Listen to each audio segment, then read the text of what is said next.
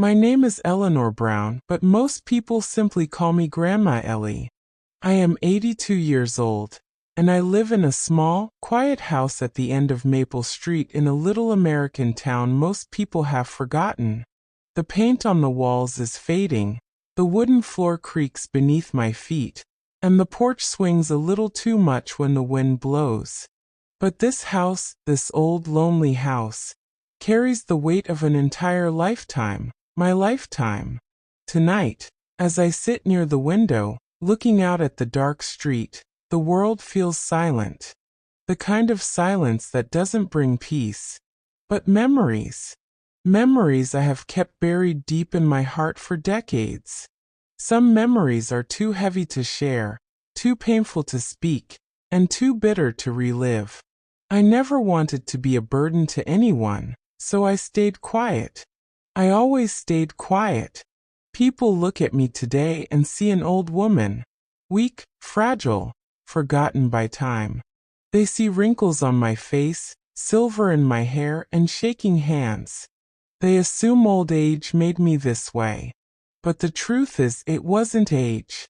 Life did this to me. Life, sacrifices, and the weight of motherhood that I carried alone.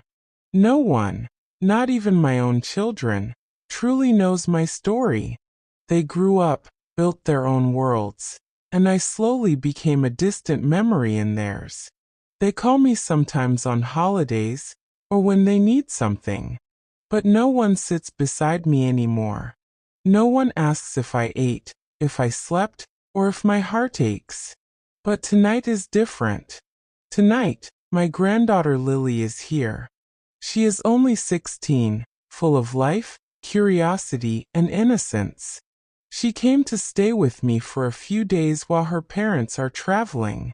And perhaps it is God's way of telling me, Ellie, it's time. Before you leave this world, someone should know the truth. Lily sat beside me on the old couch after dinner. The lamp glowed softly in the corner, casting warm light on her young face. She looked at me with gentle eyes and said, "Grandma, you always smile, but sometimes your eyes look sad." Why? Her question stopped my breath for a moment. So many people saw my smile. No one ever saw my pain. I looked at her, and for the first time in many years, my heart felt something. An urge to speak, to release, to finally let out the truth I hid beneath my silence. My hands trembled a little as I held hers. "My dear," I whispered, "every wrinkle on this face has a story, some filled with love, and some carved by heartbreak." She squeezed my hand, encouraging me without a word. I looked around the room, at the old furniture, the family photographs hanging on the wall, the empty chairs where laughter once lived. Every corner of this house holds a piece of my past, and every piece has a tear behind it. "My story isn't a happy one, Lily," I said softly. "It's not a fairy tale. It's a story of sacrifice, a mother's sacrifice. And not every sacrifice is rewarded." She nodded, listening with the kind of silence that carries respect. I took a deep breath, and as memories rose like waves inside me, I finally opened the locked door of my past. It all began many years ago, long before you were born, before your mother, your uncles, before this house, before I became a mother. I was a little girl then, poor, scared, and full of dreams no one believed in. My voice cracked. Lily noticed. "Grandma, you can tell me," she whispered. "Yes," I said, looking into her eyes.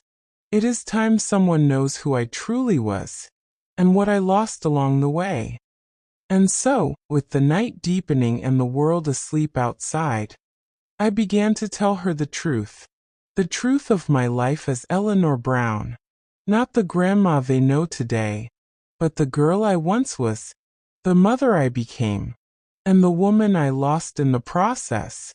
This is my story, a story buried in silence for EI. I was born on a cold January morning in 1942, in a tiny wooden house on the outskirts of Charleston, South Carolina. My parents were simple people, too tired from life to offer comfort, too burdened to offer dreams. We weren't poor. We were the kind of poor that sits in your bones, that follows you like a shadow, that teaches you to survive before you ever learn to live. My father, Thomas, worked at the docks. His hands were rough, his back always bent, his face always tired. My mother, Ruth, was a quiet woman who stitched clothes for neighbors to earn a few extra cents. She rarely smiled. Life had stolen that from her before I was born. I remember our house clearly. It had 2 small rooms, a leaking roof, and floors where cold winds slipped through the cracks every winter night. We didn't have toys or books or warm coats. But the thing we lacked most was tenderness. I was the eldest of 4 children. And in homes like ours, the eldest is never a child for long. Childhood ends early, stolen by responsibility. While other children played with dolls and laughed in the fields, I learned to cook, clean, wash clothes, and look after my siblings before I turned 7. I still remember the first time I felt hunger so deep it hurt. I was 5 years old. Mother had given the last piece of bread to my baby brother. She told me, "Eleanor, you're a big girl now. You can sleep without eating." I nodded. But that night, as my stomach twisted and tears burned my eyes, I realized something. In my life, pain would not wait for age. School was my only escape. I loved learning. I loved books. They showed me worlds beyond our broken house. My teachers used to say, "Ellie, you're bright. You could become a teacher, maybe even a writer someday." Their words lit a small candle of hope inside me, one I guarded fiercely. I dreamed of a future where I could stand tall, earn respect, and live a life better than the one we had. But dreams are fragile things, especially for girls like me. My father didn't believe in education for daughters. He would say, "A girl's future is her husband's house. No need for books." Each time he said that, a little part of me broke. Still, I kept studying, often secretly. I would finish all chores, put my siblings to bed, and then read by the dim light of a candle. The flame flickered, and so did my hopes, but I held on. There were nights when I cried quietly, not from pain, but from wanting something more, something better. I promised myself, one day, I will be a mother who protects her children's dreams. I will never let them feel this kind of hunger, this kind of loneliness. I was only a child, yet my heart already carried a mother's promise.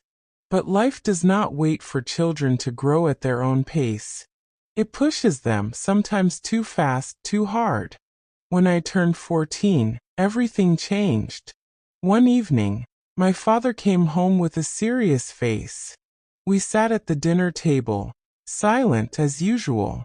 And he said, without looking at me, "Eleanor won't be going to school anymore. She needs to help your mother full-time. There's too much work." My spoon fell from my hand. That was the night my childhood ended completely. No more books. No more school. No more dreams, just chores, work, and survival. I didn't fight, because in those days daughters didn't fight. We obeyed. But deep inside, something in me wilted, like a flower crushed before blooming. Years later, when I became a mother myself, I would remember that moment, and I would swear to protect my children from such a fate. Little did I know that the very sacrifices I planned to make for my children would one day become the same knife that cut my heart. Because sometimes, the children we suffer for the most are the very ones who forget us first. When I turned 17, Life took me into the next chapter, one I wasn't prepared for. In those days, girls married young. A daughter was considered a burden, and the sooner she was handed into another household, the lighter the parents felt. Love had nothing to do with marriage back then, responsibility did. I still remember the day my mother gently placed a small suitcase on my bed. It held 2 dresses, a pair of worn shoes, and a hand-stitched scarf. She avoided my eyes, as if meeting them would make her cry, and tears were a luxury she didn't allow herself. "Ellie," she whispered, folding the scarf carefully, "you must learn to adjust. A woman's life is full of compromise." Those words have echoed in my ears for a lifetime. I married a young man named William Brown. He was 21, worked at a hardware store, and seemed kind at first. He wasn't a bad man, just not a man ready to be a husband or a father. He was raised in a time where men worked outside and women carried the weight inside. And so, without knowing much about him, I moved into his small rented room in a crowded neighborhood. The first year of marriage was simple, but heavy with responsibility. The walls of our room were thin, and the sounds of life from next door felt like reminders that the world was always watching, always listening. I cooked, cleaned, and tried to build a home with very little. William worked long hours, came home tired, and spoke little. But in the second year of marriage, I became pregnant with my first child. When I felt the tiny life growing inside me, I thought, this is my chance. I will give my child everything I never had. I imagined a home filled with laughter, books, warmth, and love. A place safe enough for a child to dream freely. On a rainy evening, in a small hospital with peeling paint and buzzing lights, I gave birth to my first child, a baby girl. I named her Sarah. When the nurse placed her in my arms, my heart felt something I had never felt before, an indescribable love, so powerful that it scared me. Her tiny fingers wrapped around mine, and in that moment, I silently promised, "You will never feel alone. You will never go hungry. I will protect your dreams, even if I must bury mine." But motherhood is not a gentle journey. It tests, it demands, it consumes. Sarah was a quiet baby, always watching with wide, curious eyes. But life around her wasn't quiet at all. Money was tight. William's income was barely enough for rent and food, and I learned quickly that a mother must stretch pennies into meals, tears into strength, and exhaustion into patience. I remember feeding Sarah warm milk while I drank only water at night, so she wouldn't run out of food. It didn't feel like sacrifice, it felt like love. A mother's heart adapts to hunger faster than her child ever should. 2 years later, I had my second child, a boy, Michael, and soon after, a third, Daniel. 3 children under 5 years old, and I was barely 22. My days became a blur of cooking, cleaning, washing, rocking babies to sleep, wiping tears, and sewing clothes late into the night for neighbors just to earn a few extra dollars. I rarely slept. But whenever I watched my children sleep peacefully, I felt that perhaps all this struggle was worth it. William, however, began to change. The pressure of responsibility, the weight of providing for 5 mouths, the constant financial strain, it hardened him. He became distant, frustrated, and silent. He never raised a hand on me. But silence can sometimes hurt more than any blow. There were days I wanted to talk to him, to share my fears, to tell him that I was drowning in responsibilities, but each time I opened my mouth, I saw his exhausted face and swallowed my words. A mother learns to cry in places no one can see, inside the heart. But through all the struggle, one thing kept me going. I was only 19 when I became a wife, and a mother not long after. Back then, I believed love, a small home, and a baby in my arms would be enough. I truly thought life would finally offer me a little kindness. But life had other plans. My husband, James, was a good man. Quiet, hard-working, and gentle. He worked long hours at a local factory in our small town in Tennessee. We rented a tiny one-bedroom house on the edge of town. The paint peeled from the walls, the roof leaked when it rained, and the heater barely worked during winter. But still, I tried to make it a home. Money was always short. Some nights, I pretended I wasn't hungry just so James and our baby Lily could eat. I would boil potatoes, stretch soup with water, and pray it would be enough. But the truth is, poverty doesn't just empty your pockets. It empties your spirit. I was far from my childhood home. No mother, no sister, no friend to turn to. Days blended into nights. Laundry, dishes, crying baby, cold food, silence. I was only 19, but I felt 50 inside. And slowly, loneliness began to swallow me. James tried, he really did. But exhaustion changes a person. He came home too tired to talk, too tired to laugh, too tired to see the sadness growing in my eyes. We stopped dreaming. We stopped living. We were just surviving. I remember one night, cold, windy, the kind of night that makes your bones ache. The rain had leaked through the roof again. Lily was sick with fever, crying in my arms, her tiny body burning with heat. I rocked her back and forth, whispering prayers, tears running down my face. I looked around that small, dark room and I whispered to myself, is this what my life is going to be? Is this all I was meant for? No one heard me. No one ever did. Soon the medical bills began to pile up. Lily needed medicine we couldn't afford. James began working double shifts. And the more he worked, the more distant we became. There were days I went hours without speaking. I remember the morning everything changed. The sun hadn't fully risen yet, and the air felt strangely heavy, like the world was holding its breath. James walked through the front door earlier than usual. He never came home at that hour. His shirt was dirty, his lunchbox still full. His face pale, defeated, almost as if he'd aged 10 years during one shift. He sat down at the kitchen table without saying a word. My heart sank. I knew, before he even spoke, that something was terribly wrong. After a long silence, he finally whispered, "Ellie, they let us go. The factory shut down." For a moment, I just stood there frozen, holding a dish towel in my hand. My ears heard the words, but my heart refused to accept them.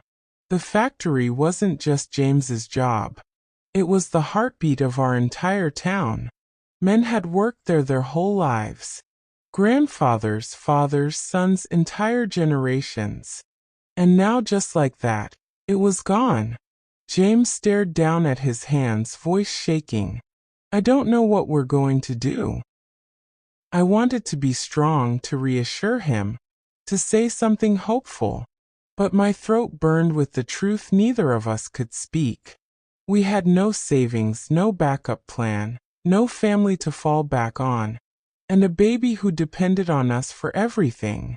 In the days that followed, the weight of his job loss settled over our home like a dark cloud that refused to move. James tried everything. He walked miles each day, knocking on doors, asking farms, gas stations, construction sites, anyone if they needed a worker. But the same answer echoed everywhere. "Sorry, we're not hiring." Our small town was drowning in unemployment. Overnight, fathers became helpless, mothers became worried, dinner tables became empty, bills piled up on the kitchen counter, rent, electricity, Lily's medicine. I hid the envelopes so James wouldn't break even more. We sold what little we had of value, James's tools, my wedding ring, our old radio, just to buy groceries and pay rent for one more month. But poverty has a cruel way of testing love. James began to change. A quiet man became quieter. A gentle man became distant. A hopeful man became hollow. He stopped looking me in the eyes. Stopped holding Lily. Stopped talking. One evening, he sat on the edge of the bed, face buried in his hands. I sat beside him, placed my hand gently on his shoulder and whispered, "We'll get through this together." He didn't answer. We were two people under the same roof. But loneliness had moved in between us again. Weeks turned into months, and hunger returned to our home like an unwelcome visitor. Some nights, I would stand in the kitchen with an empty fridge and cry silently so Lily wouldn't hear. I thought marriage meant sharing life side by side, but pain has a way of isolating hearts. And just when I thought things couldn't get worse, life proved me wrong. Because losing the job wasn't the storm. It was only the first raindrop. The real storm was still coming, and it would test every piece of my